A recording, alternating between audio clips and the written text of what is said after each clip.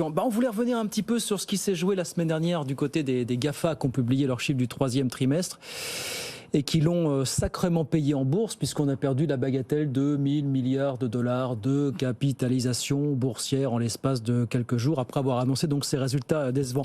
Vous dites quoi, François Monbois? Que c'est peut-être la fin d'un âge d'or ou que c'est une succession de cas particuliers finalement ce qui s'est passé C'est un peu les deux. Je crois qu'il y a trois choses. Il y a effectivement qu'avant on disait les GAFA. Ouais. Indistinctement, on achetait du numérique dans les portefeuilles. Or, c'est des entreprises très différentes qui ont des destinées différentes et des cas particuliers. En gros, celles qui vendent des produits, Apple, Amazon, Tesla, parler des grosses, et puis celles qui vendent de la publicité, Google et Facebook. C'est pas le même modèle. Donc, elles sont pas sensibles aux mêmes variations. La deuxième chose, c'est que c'est des entreprises qui ont des taux de croissance énormes. Et donc, dans les valorisations, les analystes anticipent des revenus et des croissances gigantesques. Donc, dès que le taux de croissance fléchit un peu, l'impact sur le profit en année 3 ou en année 5 est énorme. Et du coup, les variations swing. Et puis, je crois que il y a eu aussi le rêve qu'avait vendu Zuckerberg sur le métaverse il y a quelques mois ou années. Qui pour l'instant... Là, on revient un peu au réel. Avant qu'on ait acheté ses poireaux dans le métaverse, il va quand même se passer du temps. Je dis ça parce qu'il y a des entreprises de commerce qui commençaient à se dire...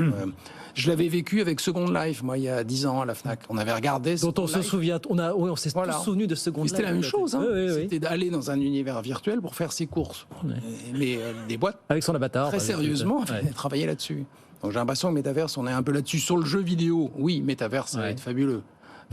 Sur le porno aussi, je pense. Évidemment, Mais sur la vie de tous les jours, sur la consommation quotidienne. Sur la consommation quotidienne. Donc, il y a eu un peu tout ça qui a fait qu'il y a eu une redescente un peu des attentes qui étaient folles sur les taux de croissance des GAFA. Donc vous dites quoi? Fin d'un âge d'or ou vous dites de toute façon ce sont des acteurs qui se réinventent tous les matins, donc de toute façon ils y arriveront. Et qui sont, mais qui sont différents. C'est-à-dire qu'on disait avant, les GAFA, j'achète des GAFA, j'ai un portefeuille avec des GAFA, ce sont des boîtes complètement différentes, qui ont des business models différents. Franck, pour reprendre la séparation qui était évoquée, moi je me demande, on se posait cette question de Libération, est-ce qu'il ne va pas y avoir, pour des raisons multiples et variées, un retour en force du commerce physique?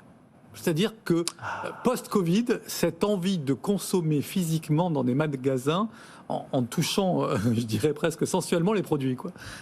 C'est une question qu'on peut se poser. C'est pas très métaverse, ça, au passage. C'est pas très métaverse, mais je crois que, comment dire, en économie, les arbres ne grimpent pas jusqu'au ciel. C'est-à-dire qu'après une folle période pendant le Covid et l'impossibilité qui était de consommer, est-ce qu'il ne va pas se passer ce qui s'est passé un petit peu sur le voyage, où on a eu ce qu'on appelle le travel revenge, c'est-à-dire une folle volonté de rattraper les moments d'abstinence?